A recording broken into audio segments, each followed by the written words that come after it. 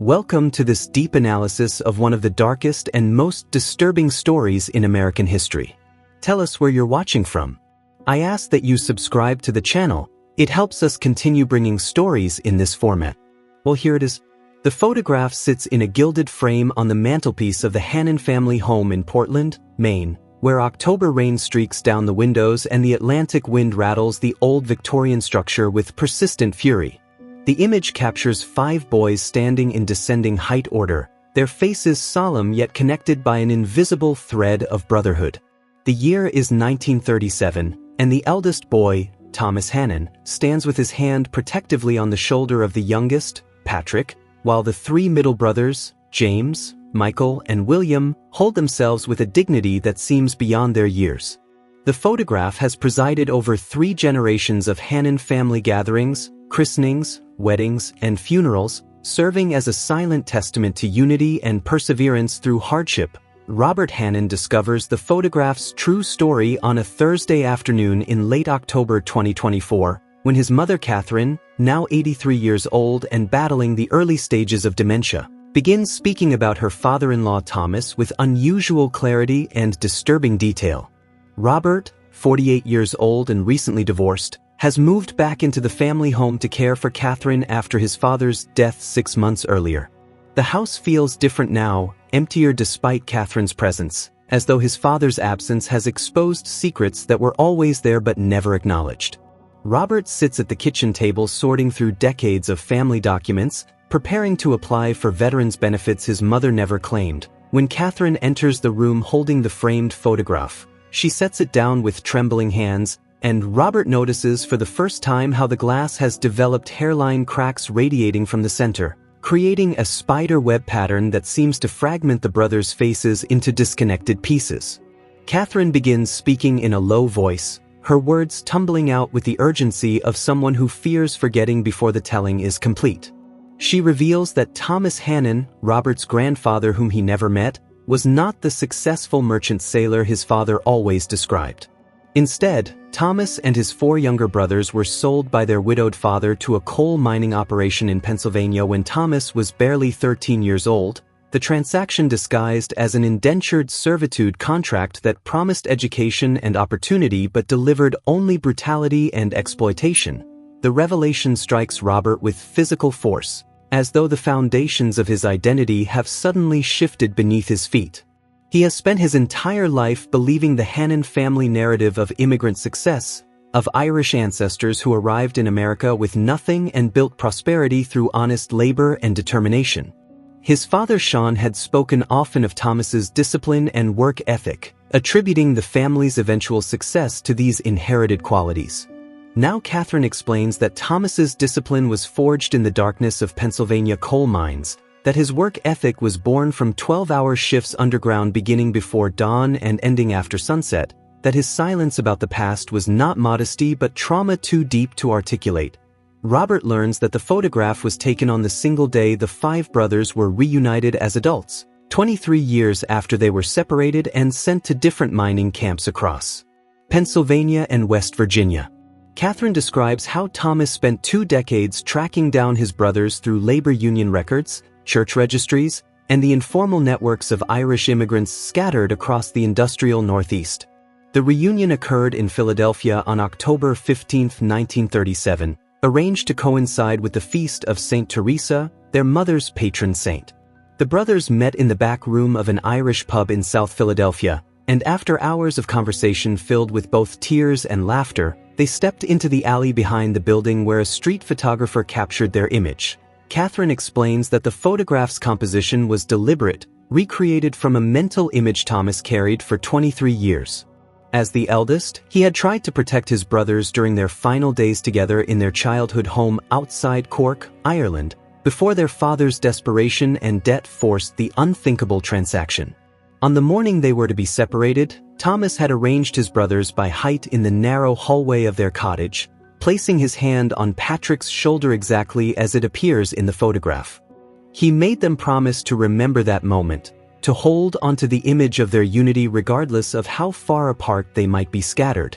The photograph represents not just a reunion but a fulfillment of that childhood promise, a defiant assertion of brotherhood against forces that tried to break them. Robert sits in stunned silence as Catherine continues revealing details that contradict everything he thought he knew about his family history. She describes how Thomas bore scars across his back from beatings administered by mine foremen, how he lost 2 fingers on his left hand in a cave-in when he was 15, how he witnessed children younger than himself killed by rockfalls and gas explosions. The mines operated in a legal gray area where indentured servitude contracts gave owners almost absolute control over the children in their custody. The boys worked alongside adult miners but received only minimal food and shelter in return, their labor justified by debts their father had signed over to the mining companies, debts that somehow never decreased despite years of work. Catherine reveals that Thomas escaped the mines at 17 by lying about his age and enlisting in the Merchant Marine during the First World War. The war offered him something the mines never could, the possibility of survival and the wages to eventually search for his brothers. She explains how Thomas would spend years working shipping routes between American ports and Europe, saving every possible dollar while simultaneously searching for any trace of James, Michael, William, and Patrick. The search became his obsession, the organizing principle of his entire adult life. He married late, at 36, only after finding the last of his brothers, as though he could not allow himself personal happiness while they remained lost to him.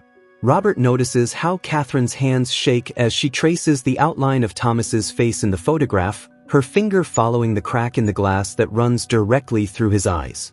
She tells Robert that his father Sean, born 2 years after the photograph was taken, grew up in a household shadowed by Thomas's unspoken trauma. Thomas loved his children fiercely but could never explain to them where that fierce protection originated, could never articulate why he insisted on knowing their exact whereabouts at all times, why he flew into barely controlled panic if they were late coming home from school. Sean interpreted his father's intensity as strictness or even coldness, never understanding it was terror born from having lost his own brothers to circumstances beyond his control. The afternoon darkens into evening as Catherine continues her narrative, and Robert realizes she is racing against her own deteriorating memory to preserve these stories before they disappear entirely. She describes how Thomas attended each of his brothers' funerals, watching his family diminish one by one through the 1950s and 60s. James died first in 1952 from black lung disease, his respiratory system destroyed by years of coal dust exposure. Michael followed in 1957, killed in an industrial accident at a steel mill in Pittsburgh. William survived until 1964, though he struggled with alcoholism that Catherine now understands was self-medication for trauma. Patrick, the youngest in the photograph, lived the longest, dying in 1969 from complications related to a lifetime of physical labor that had broken his body prematurely. Thomas himself died in 1971, when Sean was 32 and Robert was not yet born.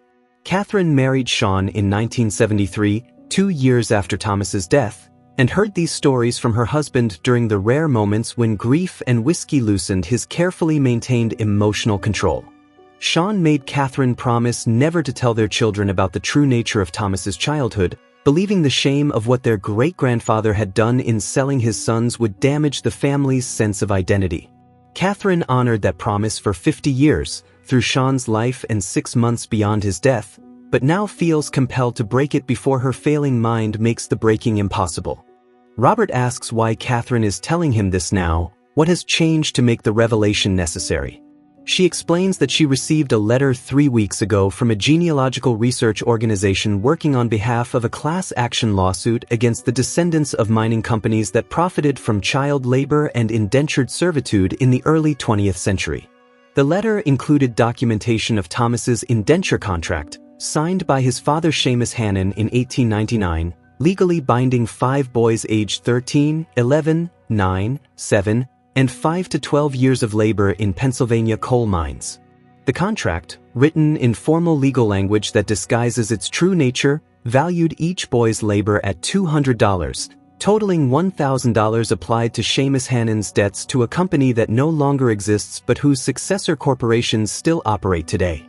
The lawsuit seeks financial compensation for the descendants of children who were subjected to what the legal team argues constitutes a form of slavery that continued decades after the 13th Amendment theoretically abolished such practices.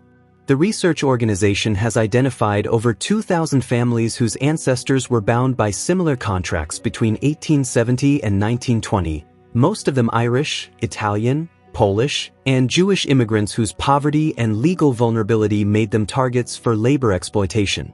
Catherine holds the letter in her trembling hands and tells Robert that she must decide within 30 days whether to join the lawsuit, a decision she feels incapable of making alone given her cognitive decline and the emotional complexity of publicly acknowledging what happened to Thomas and his brothers.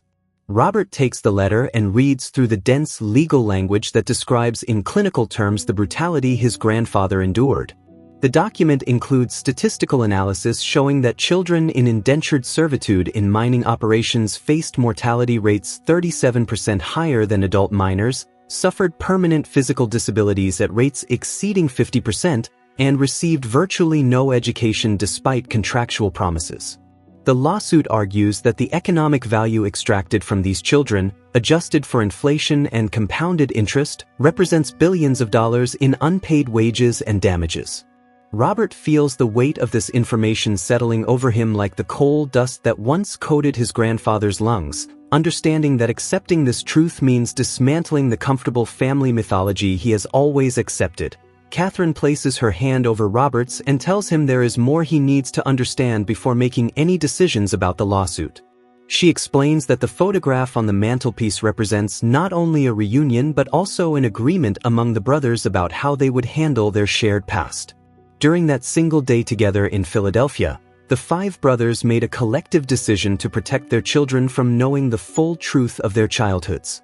They reasoned that carrying forward the shame and trauma would serve no purpose, that their children deserved to grow up unburdened by knowledge of what their grandfather Seamus had done and what the mining companies had inflicted. They created a simplified narrative of immigrant hardship and eventual success, editing out the darkest chapters in favor of a story their descendants could embrace with pride rather than pain. Robert begins to understand the terrible burden his grandfather carried, the decision to prioritize his children's psychological freedom over historical truth. Thomas and his brothers chose silence as an act of love, believing that protecting the next generation from trauma mattered more than preserving an accurate historical record. But Catherine argues that this choice, however well-intentioned, created its own damage. Sean grew up unable to comprehend his father's emotional distance, interpreting protection as rejection. Robert himself has struggled throughout his life with a sense that something essential was missing from the family narrative, an intuition that the official story did not account for the intensity of emotion he sensed beneath his father's carefully controlled surface. The chapter closes with Robert sitting alone in the darkened kitchen after Catherine has gone to bed, the photograph before him illuminated only by the streetlight filtering through rain-streaked windows. He studies the faces of the five brothers, seeing them now not as symbols of unity but as survivors of unspeakable exploitation who nevertheless found their way back to each other. He notices details he never perceived before, the slight protective stance Thomas maintains even as an adult, the way Patrick's eyes seem to hold both gratitude and grief, the rigid formality of their posture suggesting bodies that learned early to endure rather than relax. Robert realizes that joining the lawsuit means not only seeking financial compensation but also breaking the silence his grandfather and great-uncles deliberately constructed, potentially honoring their suffering while simultaneously betraying their wishes to protect future generations from that knowledge. Robert begins his investigation into his grandfather's past on the first Monday in November, driving 3 hours south from Portland to Boston where the Genealogical Research Organization maintains its offices in a converted warehouse near the waterfront. The morning is bitterly cold, with wind coming off the harbor carrying the smell of salt and diesel fuel, and Robert finds himself thinking about his grandfather making similar journeys as a young merchant sailor, traveling between ports with the weight of his lost brothers heavy in his chest. The research organization occupies the third floor of a building that once processed fish but now houses non-profit organizations and small tech startups, the smell of old wood and industrial cleaning products replacing the original sense of the building's commercial past. Dr. Elena Vasquez, the historian leading the class action lawsuit research, meets Robert in a conference room whose walls are covered with maps of Pennsylvania, West Virginia, and Kentucky showing the locations of coal mining operations active between 1870 and 1930. Red pins mark sites where documented cases of child indentured servitude occurred, creating clusters so dense in some regions that the pins merge into solid masses of color. Elena is in her early 40s, with dark hair pulled back severely and eyes that suggest she has spent too many hours reading documents that detail human suffering in bureaucratic language. She greets Robert with professional warmth but explains immediately that what she is about to show him will be difficult to witness, that the historical record contains details that transcend academic interest and enter the realm of moral horror. Elena opens a file containing Thomas Hannon's original indenture contract, preserved on yellowed paper with handwriting so precise it seems almost mechanical. The document bears the signature of Seamus Hannon, Robert's great-great-grandfather, rendered in shaky letters that suggest either limited literacy or extreme emotional distress during signing. The contract specifies that 5 boys, named and aged, are to be transported from their residence in Philadelphia, where Seamus had brought them after emigrating from Ireland, to a mining facility operated by the Consolidated Coal Company in Scranton, Pennsylvania. The boys are to receive room, board, basic education, and moral instruction in exchange for labor in and around the mining operations, with the understanding that their father's debts totaling $1,000 will be forgiven upon completion of their 12-year service period. Elena explains that this type of contract was technically legal under Pennsylvania law at the time, falling into a category of binding labor agreements that theoretically differed from slavery because they included an end date and educational provisions. However, the reality of these contracts bore little resemblance to their stated terms. Mining companies routinely failed to provide education beyond minimal literacy training necessary for understanding safety instructions. The children worked the same hours as adult miners, often in more dangerous conditions because their small bodies could access narrow tunnels and seams that adults could not reach. The 12-year contracts were structured to keep children in servitude from early adolescence through their mid-20s, consuming their entire youth and leaving them with few skills applicable to any occupation outside mining. Robert learns that Seamus Hannon's debt originated not from gambling or moral failure, as he had always vaguely assumed, but from medical expenses following his wife's death from tuberculosis in 1898. Catherine Brennan Hannon died at 34, leaving Seamus with 5 young sons and medical bills exceeding $800, an astronomical sum for an Irish immigrant working as a day laborer on Philadelphia docks. Seamus borrowed money from a company that provided advance wages to dock workers, not understanding that the interest rates would make repayment impossible on his irregular income. Within a year, the debt had grown to over $1,000, and the lending company, which had financial connections to Consolidated Coal, offered him a solution that must have seemed like salvation in his desperation. His sons could work off the debt while receiving care and education he could not provide. Elena shows Robert photographs of the mining facility where Thomas and his brothers were sent, images captured by labor reformers in the early 1900s as part of campaigns to document working conditions. The photographs show boys as young as 6 or 7 covered in coal dust, their eyes appearing startlingly white against their blackened faces.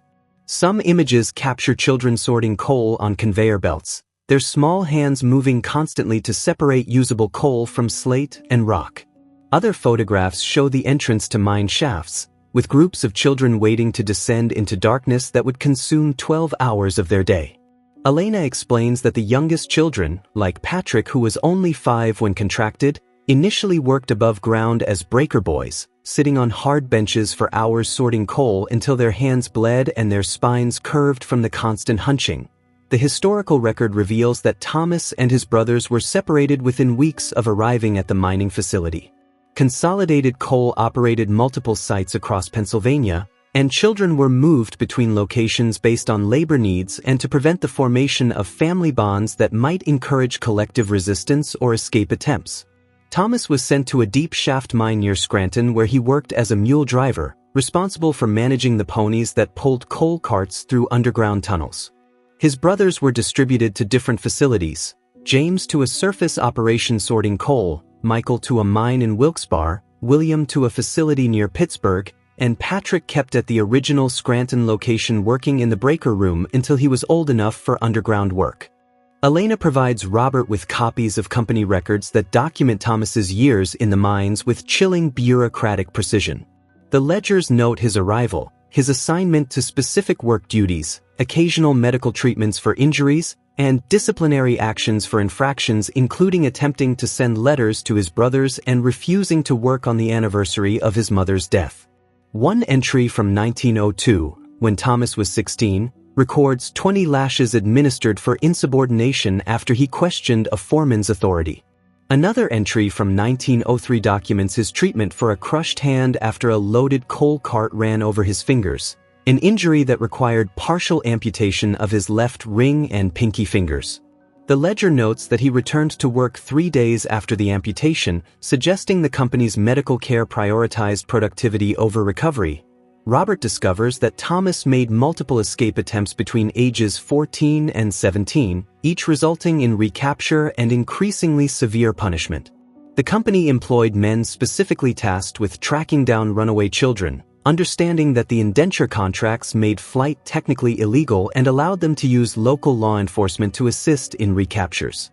After his third escape attempt in 1904, Thomas was transferred to a particularly brutal mine near Hazleton where conditions were so dangerous that even adult miners frequently refused assignments. The company used this mine as a punishment posting, sending troublesome workers and rebellious indentured children to a place where the constant threat of death encouraged compliance through fear. Elena explains that Thomas's enlistment in the Merchant Marine at 17 likely saved his life, providing legal escape from the indenture contract through military service. The outbreak of World War I created enormous demand for merchant sailors willing to transport supplies across submarine-infested waters, and recruiters were not particular about checking the legal status of young men eager to enlist. Thomas joined a merchant ship operating supply runs between New York and Liverpool in 1915, just months before his 18th birthday and 4 years before his indenture contract was scheduled to expire. The company could have pursued him legally for breaking his contract, but the wartime chaos and the relative insignificance of one runaway among thousands of contracted children meant they never bothered. The war years gave Thomas something the mines never could: wages he controlled and the freedom to move between ports where he could search for information about his brothers. Elena shows Robert passenger manifests and port records tracking Thomas's movements between 1915 and 1919, documenting his systematic investigation of mining regions during shore leave. He visited union halls in Pennsylvania coal country, asking about workers named Hannon and leaving his ship's information with union organizers who might encounter his brothers. He checked church records in Irish parishes across the industrial Northeast, understanding that his brothers, if they maintained any connection to their mother's faith, might appear in baptismal or marriage records. He cultivated relationships with Irish immigrant networks, people who remembered faces and names and passed information through informal channels that connected scattered communities. Robert learns that Thomas's search for his brothers consumed 23 years and took him to dozens of cities across the eastern United States. The first brother he located was Michael in 1921, working at a steel mill in Pittsburgh and married with 2 young children. Michael had escaped his indenture at 19 by similar means, lying about his age to enlist in the army during the war, and had spent the years since trying to build a stable life while carrying trauma that expressed itself in sudden violent outbursts and an inability to sleep in enclosed spaces. The reunion between Thomas and Michael occurred in a Pittsburgh boarding house and lasted 3 days, during which the brothers pieced together fragments of information about James, William, and Patrick. Thomas found James next in 1925, living in a tenement in Philadelphia and working sporadically due to respiratory problems already destroying his lungs. James had served his full 12-year indenture contract, emerging at 23 with chronic lung disease and no marketable skills beyond mining work that his damaged lungs could no longer sustain. He survived on occasional dock work and the charity of other Irish immigrants who recognized in his persistent cough the mark of the mines. James provided Thomas with crucial information about Patrick, whom he had encountered briefly in 1920 in Scranton, suggesting their youngest brother had survived his indenture and remained in the coal region. William proved most difficult to locate because he had changed his name to William Harris after escaping his indenture at 21, wanting to sever all connections to a past that haunted him with memories of brutality and powerlessness. Thomas finally found him in 1932 in Baltimore, working as a longshoreman and struggling with alcoholism that his wife and 3 children endured with varying degrees of patience and desperation. William's name change had been an attempt to create a new identity unburdened by trauma, but Thomas's appearance forced confrontation with a past that alcohol had only temporarily obscured. The reunion was painful, marked by William's shame at what he had become and Thomas's grief at witnessing his brother's slow self-destruction. Patrick remained elusive until 1936 when a union organizer in Wilkes-Barre contacted Thomas with information about a miner named Patrick Hannon who matched his description. Thomas traveled immediately to Pennsylvania and found his youngest brother, now 31 years old, still working in the mines that had consumed his entire youth. Patrick had completed his indenture at 17 and remained in mining because it was the only work he knew, his body already bearing the signs of premature aging that came from years of physical labor and environmental toxins. Patrick wept when Thomas appeared at the mine entrance at the end of a shift, decades of accumulated grief and loss pouring out in a man who had taught himself not to feel in order to survive. Elena explains that the photograph Robert knows was taken 1 year after Thomas found Patrick, giving the brothers time to plan their reunion and for Patrick to save enough money for train fare to Philadelphia. The meeting on October 15, 1937 represented the first time all 5 brothers had been together since 1899, spanning 38 years and a lifetime of separation and suffering. They gathered in the back room of McSorley's pub in South Philadelphia, a space the Irish owner provided free of charge after hearing their story, and spent hours sharing memories, mourning their lost years, and trying to construct a coherent narrative from fragments of experience that had seemed meaningless in isolation. Robert learns that during this reunion, the brothers confronted the question of blame and responsibility for what had happened to them. They discussed their father Seamus, trying to understand the desperation that would lead a man to sign away his children's freedom. Thomas argued for forgiveness, explaining that Seamus had faced an impossible choice between watching his sons starve or believing the lies of men who promised education and opportunity. James disagreed, maintaining that no circumstance justified what their father had done, that they had paid for his debts with their childhood and deserved to carry anger rather than forgiveness.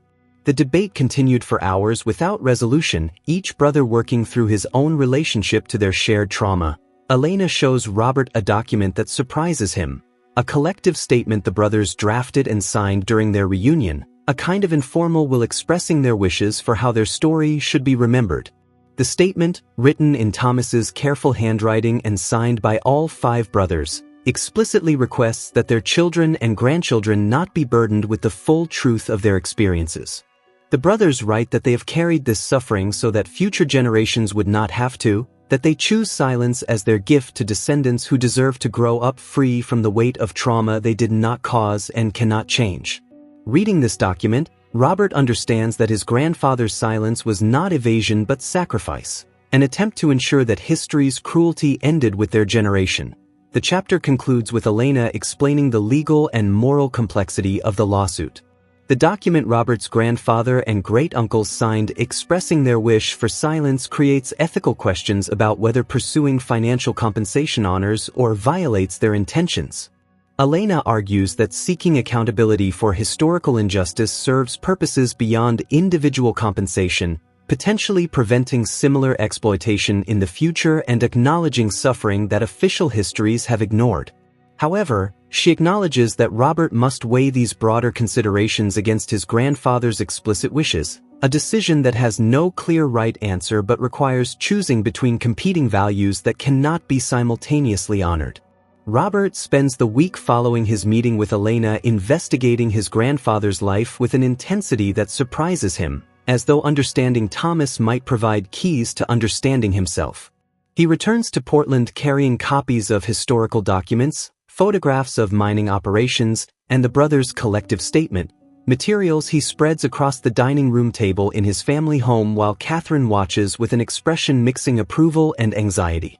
November settles over coastal Maine with characteristic gloom, fog rolling in from the Atlantic and transforming familiar streets into landscapes that seem uncertain and provisional, matching Robert's sense that everything he thought he knew about his identity requires reconsideration.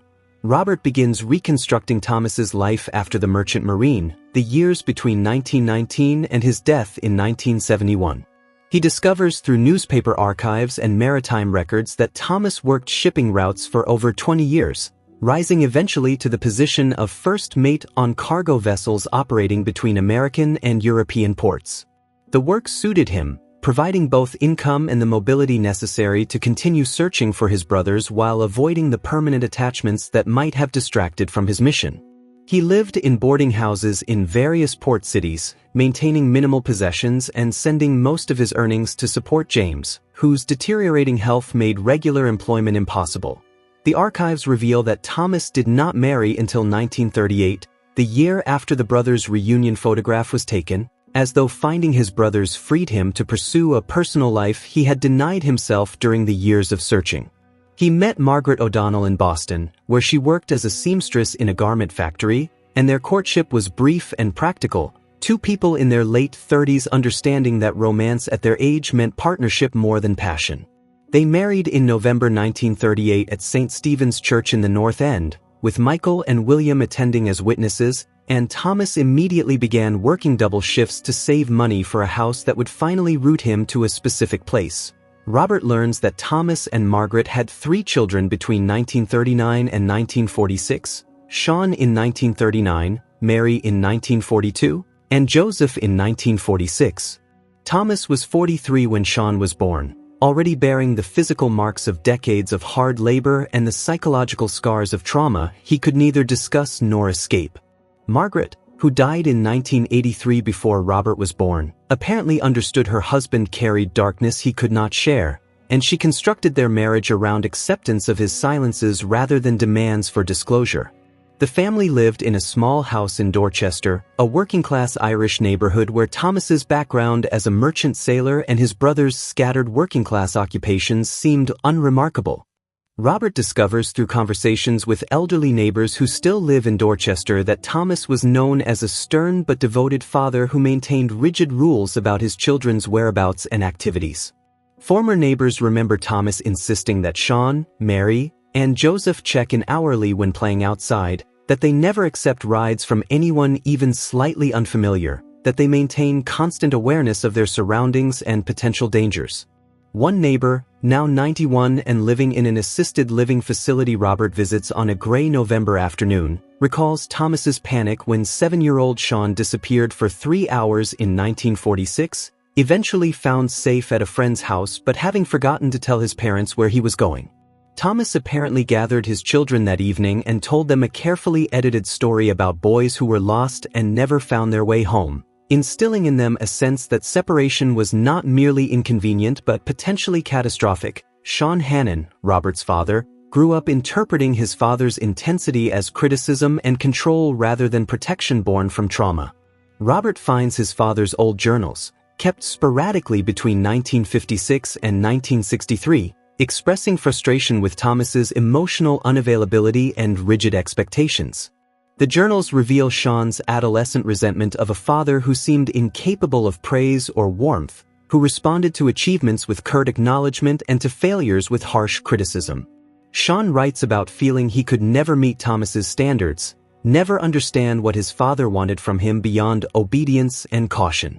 Reading these journals, Robert recognizes his own childhood experience echoing his father's, a multi-generational pattern of emotional distance created by trauma that could not be directly acknowledged. Robert discovers that Thomas attended each of his brother's funerals with Margaret at his side, traveling to Philadelphia for James in 1952, to Pittsburgh for Michael in 1957, to Baltimore for William in 1964, and to Wilkes-Barre for Patrick in 1969. Each funeral apparently triggered periods of deep depression during which Thomas would barely speak, sitting for hours staring at the photograph from 1937 and refusing even Margaret's gentle attempts to draw him into conversation. Sean's journals from these periods express confusion and hurt at his father's withdrawal, interpreting Thomas's grief as rejection of his living family in favor of memories of brothers who meant more to him than his own children. The archives reveal details about Thomas's brothers that deepen Robert's understanding of their collective tragedy.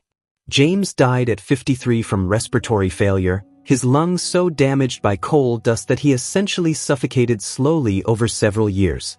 Michael was killed at 59 in a steel mill accident, crushed by a rolling machine he was attempting to repair, his death echoing the industrial dangers that had threatened him since childhood. William died at 62 from cirrhosis, his liver destroyed by decades of drinking that began as a strategy for managing trauma but became its own form of captivity.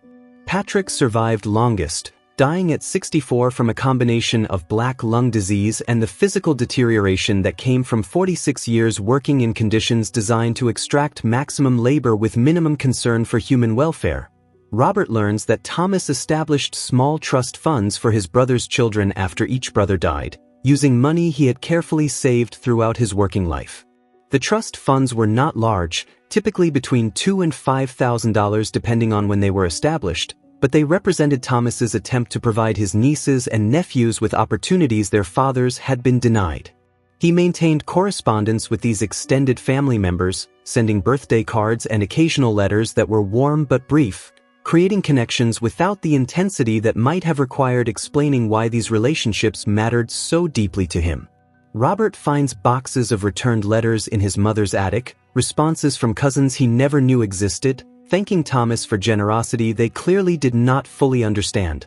Catherine tells Robert stories his father Sean shared late in life, after Thomas's death had created space for reflection that was impossible while he lived. Sean apparently came to understand his father better through absence than he ever had through presence, recognizing in retrospect that Thomas's rigidity reflected fear rather than disapproval, that his emotional distance was protection against losses that still felt raw decades after they occurred.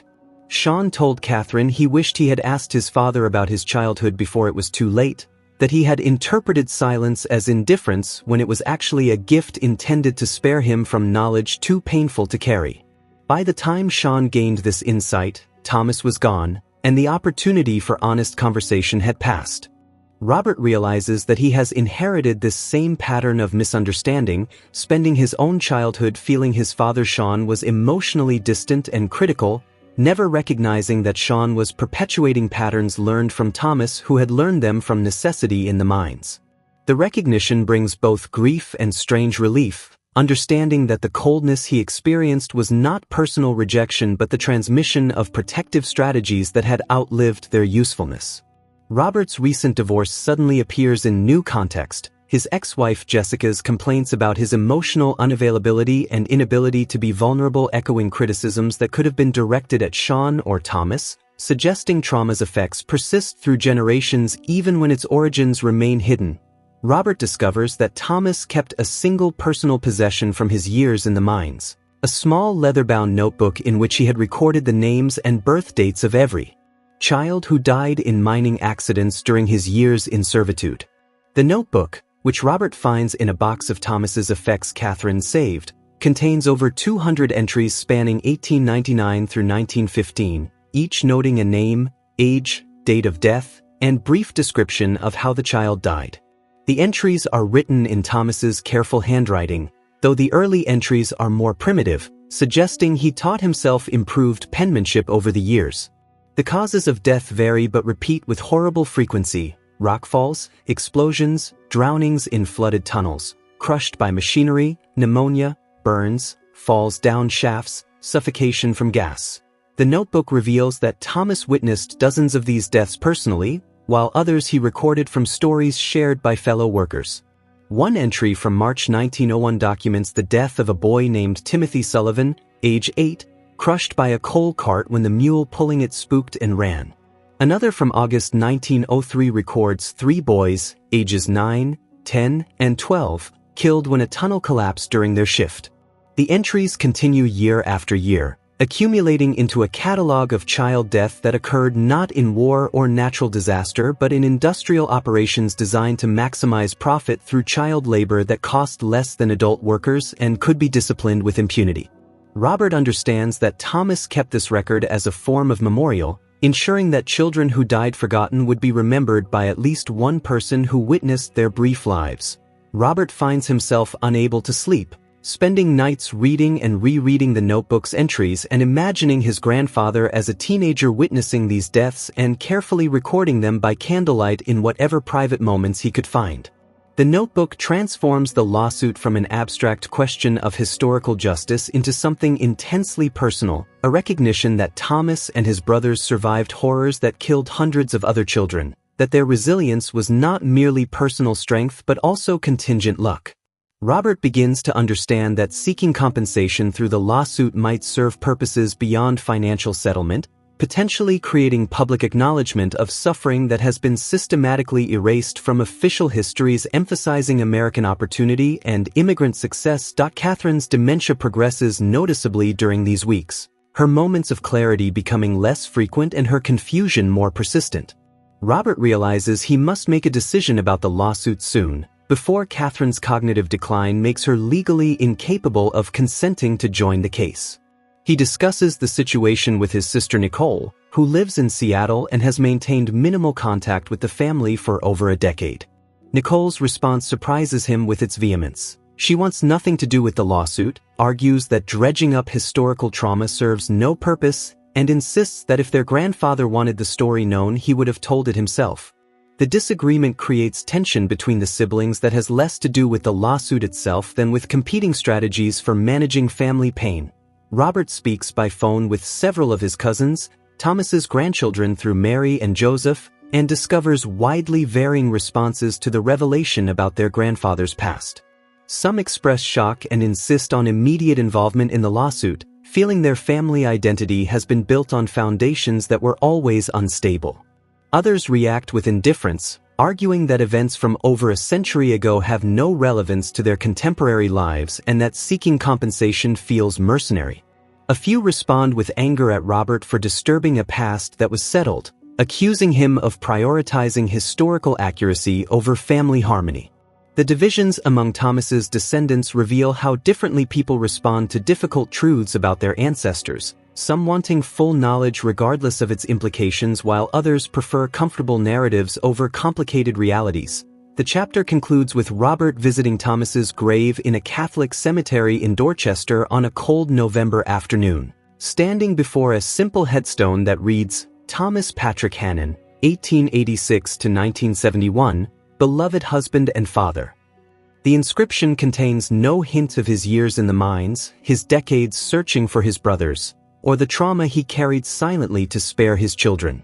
Robert places his hand on the cold granite and speaks aloud to his grandfather for the first time, apologizing for not knowing his story sooner, promising to honor his suffering by making it visible even if that means violating his wishes for silence. The words feel simultaneously like betrayal and obligation, and Robert understands he is choosing between competing forms of respect, honoring Thomas's explicit requests for silence or honoring the truth of his experience regardless of his desire to hide it. Robert makes his decision on the last day of November, sitting at his mother's kitchen table with the lawsuit participation forms spread before him and Catherine sleeping upstairs in the early afternoon. Outside, the first snow of the season falls in thick wet flakes that will turn to rain before evening, coating Portland streets in slush that makes everything difficult and treacherous.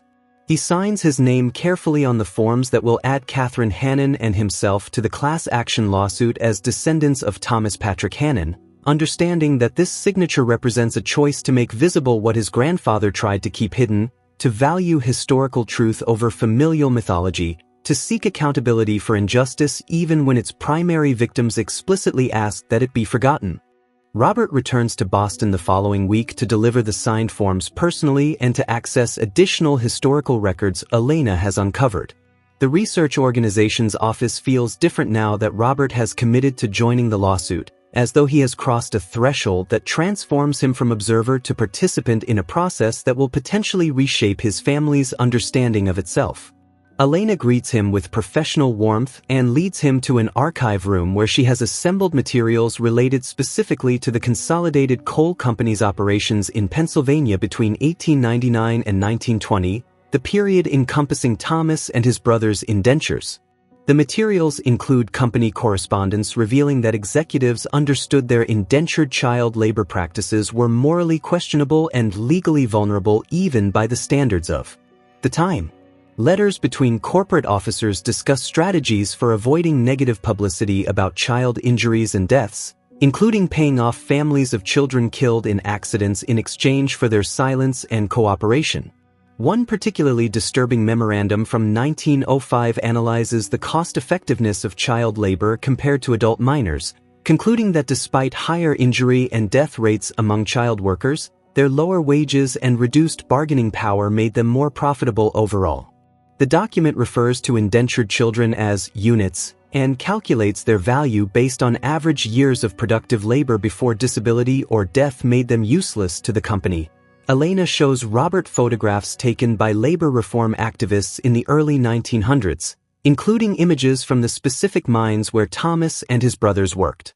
The photographs show children as young as 5 or 6 sitting on benches in breaker rooms, their faces blackened by coal dust, their hands visibly damaged from handling sharp slate and rock for 12 hours daily. Other images capture boys emerging from mine shafts at the end of shifts, their bodies bent with exhaustion, their eyes reflecting a deadness that suggests they have already lost the capacity for joy or hope. Robert recognizes in these anonymous faces the childhood his grandfather experienced, understanding that the man he never met was once one of these exhausted children whose humanity was secondary to their economic utility. The historical record reveals that reform movements challenged indentured servitude in mining from the 1880s onward, with child welfare advocates, labor unions, and some religious organizations condemning the practice as exploitation that differed from slavery only in its limited duration and token legality. However, mining companies wielded enormous political and economic power in Pennsylvania and other coal-producing states, successfully blocking legislative reforms for decades by arguing that indentured servitude provided necessary discipline and training for immigrant children who would otherwise fall into crime and poverty. The companies portrayed themselves as benefactors providing opportunities to children whose families could not support them, a narrative that official histories often accepted without examining the brutal reality behind the benevolent rhetoric. Robert learns that the legal framework enabling indentured servitude was finally dismantled through a series of state and federal laws passed between 1916 and 1938, responding to sustained pressure from progressive era reformers and the changing labor market conditions that made child labor less economically necessary. However, these reforms came too late for Thomas and his brothers, whose childhoods had already been consumed by a system that treated them as commodities rather than children deserving protection. The lawsuit argues that descendants of children subjected to these practices deserve compensation not only for the direct economic exploitation of their ancestors but also for the intergenerational trauma that persisted long after the formal legal structure enabling the exploitation was dismantled. Elena explains the lawsuit's legal strategy, which involves arguing that indentured servitude in mining constituted a form of slavery prohibited by the 13th Amendment but allowed to persist through legal loopholes and inadequate enforcement. The legal team has identified corporate entities that are direct successors to companies like Consolidated Coal, arguing these modern corporations inherited not only the assets but also the liabilities of their predecessor organizations. The lawsuit seeks both compensatory damages calculated based on unpaid wages and adjusted for inflation, and punitive damages intended to acknowledge the moral severity of the exploitation and deter similar practices. The potential settlement could reach billions of dollars if the lawsuit succeeds, though Elena warns that corporate defendants will fight aggressively to avoid both financial liability and public acknowledgement of historical wrongdoing. Robert asks Elena about the ethical dimensions of pursuing the lawsuit given his grandfather's explicit wishes for silence, and her response reflects the moral complexity inherent in the case. She argues that Thomas and his brothers made their decision about silence in the context of the early 20th century, when discussing trauma was often seen as weakness and when protecting children from difficult knowledge was considered paramount parenting. However, contemporary understanding of trauma recognizes that silence often perpetuates harm rather than preventing it, that naming historical injustice serves purposes beyond individual healing, including preventing future exploitation and creating accurate historical records that honor suffering rather than erasing it. Elena shares that many descendants joining the lawsuit struggle with similar tensions between respecting their ancestors' wishes and pursuing what they perceive as justice. Some families have split over the decision, with different branches choosing differently about whether to participate. Others have found that researching their family histories and confronting difficult truths has created unexpected connections between relatives who had drifted apart, united by shared recognition of how trauma shaped their families across generations. The lawsuit has become not merely a legal mechanism for seeking compensation but a social movement creating space for descendants to acknowledge and process historical experiences that were deliberately hidden. Robert begins writing an article about his grandfather's story for a regional magazine interested in publishing narratives about Maine families and their immigrant histories. The writing process forces him to organize his thoughts and feelings about what he has learned, translating the raw emotional impact of discovering Thomas's true past into narrative form that might help readers understand the human reality behind historical abstractions about child labor and exploitation. He writes about finding the photograph and Catherine's revelations, about discovering the indenture contract and the notebook cataloging child deaths, about the brothers' reunion and their collective decision to protect future generations through silence. The writing is difficult, requiring him to balance honoring his grandfather's suffering with avoiding sensationalism that might reduce trauma to spectacle. The article's publication in February 2025 generates unexpected responses, with dozens of readers contacting Robert to share their own family stories of hidden trauma and deliberately obscured histories. Some readers have ancestors who were also indentured servants in mining operations, their stories similarly erased from family narratives in favor of sanitized immigration success stories. Others share experiences of discovering family secrets about different forms of exploitation, including domestic servitude, agricultural labor contracts that effectively enslaved migrant workers, and industrial accidents that killed or disabled ancestors whose suffering was never properly acknowledged. Robert realizes his grandfather's story connects to broader patterns of how working-class and immigrant families managed trauma through selective memory and protective silence. Robert's sister Nicole contacts him after reading the article, their first substantial conversation in months. She apologizes for her initial harsh reaction to the lawsuit, explaining that learning about Thomas's past triggered her own unprocessed feelings about their father Sean's emotional distance and her childhood sense of being unloved despite being materially provided for. Nicole shares that she has begun therapy to address her relationships with both her father and her own children, recognizing patterns of emotional unavailability that she has unconsciously perpetuated. She tells Robert she has decided to join the lawsuit not for financial compensation but for the opportunity to publicly acknowledge what happened to their grandfather and his brothers, to insist that their suffering matters even a century later, that Catherine's dementia progresses to the point where she can no longer live safely alone. And Robert begins searching for memory care facilities that can provide appropriate supervision while treating her with dignity. The process is heartbreaking, visiting institutional spaces that smell of disinfectant and despair, knowing his mother will spend her final years in environments she would have hated during her years of clarity. However, Catherine's cognitive decline also brings unexpected gifts. In her confusion, she sometimes speaks about Thomas with an intimacy that suggests she knew him better than Robert ever realized. She tells stories about Thomas's kindness to her when she married Sean, his quiet support during her struggles with postpartum depression, his delight in his grandchildren even though he struggled to express it directly. Robert arranges to have the photograph from 1937 professionally restored and reproduced, creating copies for Nicole and his cousins who want them. The restoration process involves carefully documenting the cracks in the original glass before removing it, repairing minor damage to the photograph itself, and creating high-resolution digital scans that preserve every detail. When Robert receives the restored original, he notices details invisible in the damaged version: the way Thomas's hand on Patrick's shoulder grips with protective intensity, the slight tremor visible in James's posture suggesting ongoing physical pain, the carefully pressed but threadbare clothing suggesting the brothers dressed as well as their limited means allowed for this important occasion. Robert begins reaching out to his cousins more systematically, using social media and genealogical databases to locate descendants of Thomas's brothers scattered across the United States. He discovers he has second and third cousins living in California, Texas, Florida, and Illinois, many unaware of their connection to each other or the history they share. Some of these relatives join the lawsuit after learning about it, while others decline but express gratitude for the family connections Robert's research has facilitated.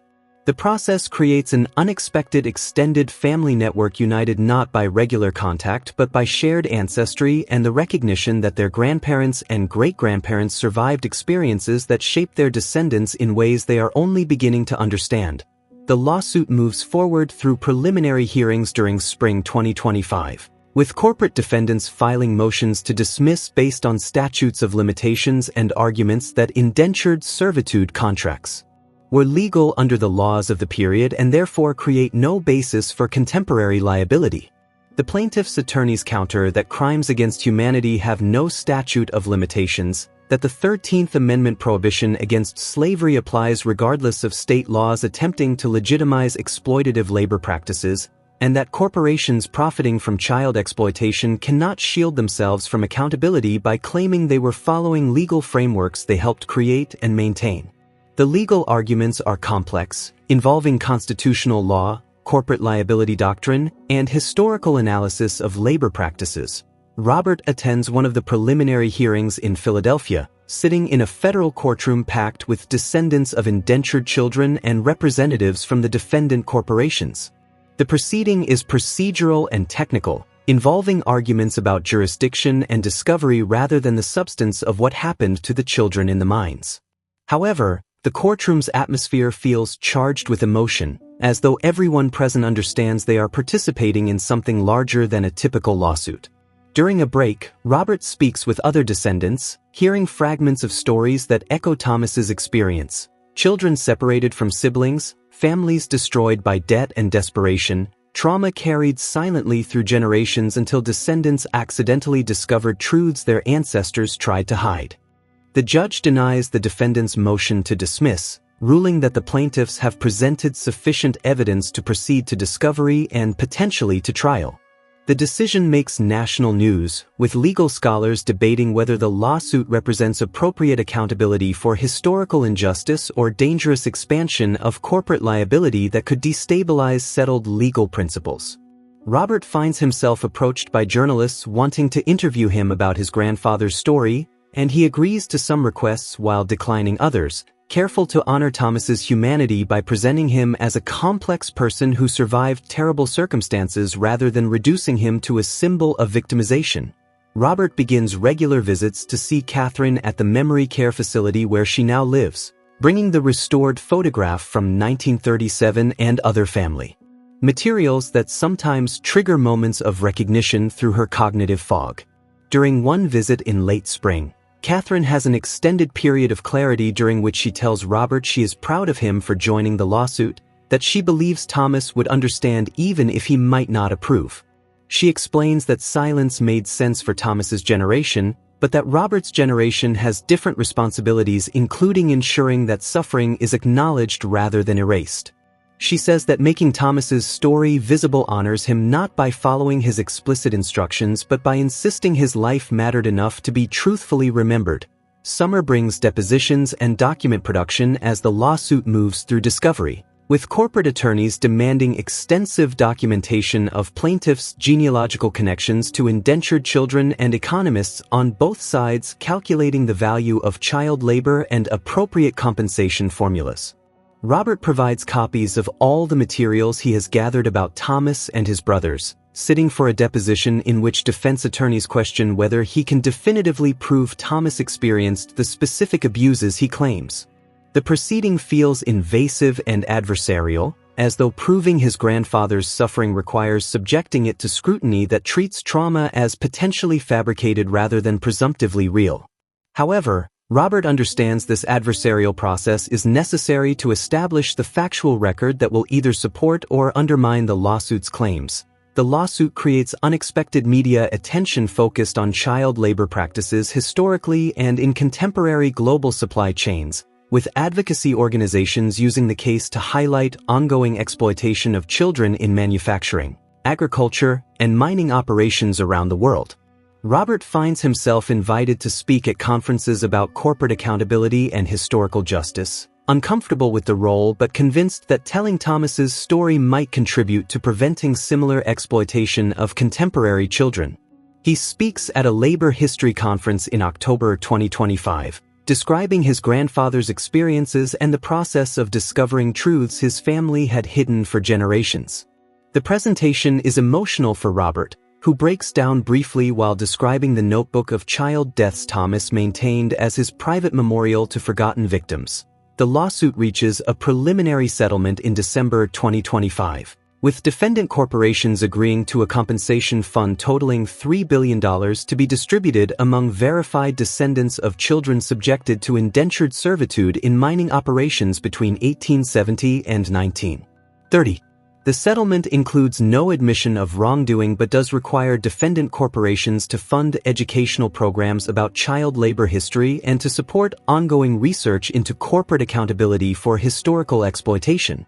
The amount each family receives will depend on how many total families participate and the specific circumstances of their ancestors' indentures, with estimates suggesting individual payments could range from $5,000 to $50,000 depending on these variables. Robert must decide whether to accept the settlement or continue pursuing the lawsuit through trial, understanding that trials could take years and might result in either greater compensation or complete defeat if juries reject the plaintiff's legal theories. He discusses the decision with Nicole, with his cousins, and with other descendants he has met through the process. Most favor accepting the settlement, viewing the compensation and public acknowledgement as meaningful even if imperfect justice.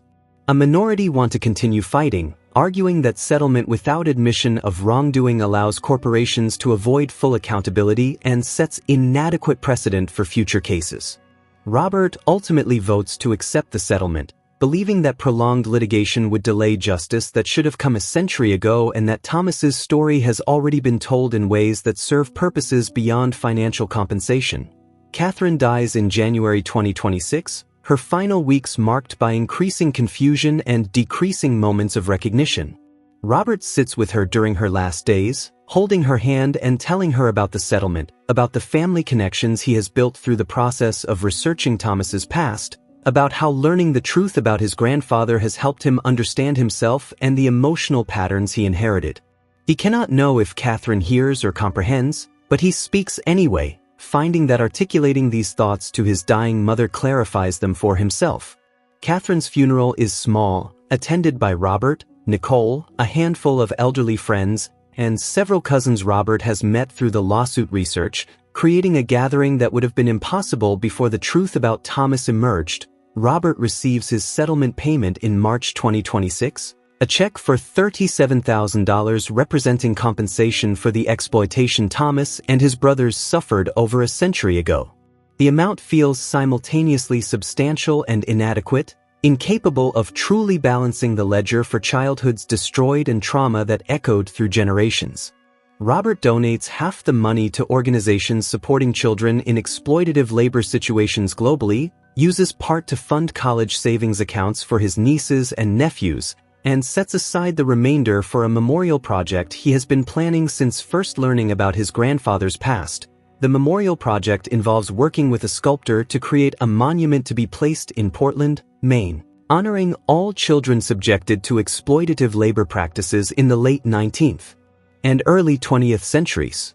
The design features 5 bronze figures of children standing together, their hands linked, their faces turned upward with expressions mixing determination and hope. The inscription reads, "In memory of children whose labor built our prosperity and whose suffering was hidden to protect future generations. We honor their resilience by ensuring their stories are told."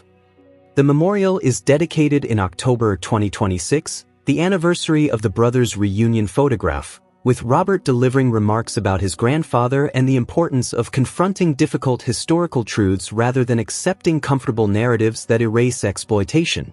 Robert's relationship with his own children, whom he sees regularly despite his divorce, begins to change as he becomes more capable of emotional vulnerability and direct expression of love. He tells them about their great-great-grandfather Thomas and his brothers, sharing age-appropriate versions of the story that emphasize both the injustice they suffered and the resilience they demonstrated. His children are fascinated by this family history, asking questions that Robert tries to answer honestly while recognizing that some details should wait until they are older. His ex-wife Jessica notices the changes in how Robert relates to their children and to her, commenting that he seems more present and emotionally available than during their marriage. The observation creates both sadness about what their relationship might have been and hope that he is becoming capable of deeper connection than his own childhood prepared him for. Robert begins writing a book expanding the magazine article about Thomas into a fuller family history exploring how trauma and silence shaped multiple generations of Hannons. The writing process requires him to interview relatives, research historical context, and reflect deeply on his own experiences growing up in a family whose emotional patterns were shaped by events no one discussed. The book becomes a meditation on inherited trauma, protective silence, and the responsibility descendants have to honor their ancestors by telling truthful stories even when those stories contradict carefully maintained family mythologies. Robert writes late at night in his mother's house, which he has inherited and which he is slowly renovating to make it his own while preserving elements that connect it to family history.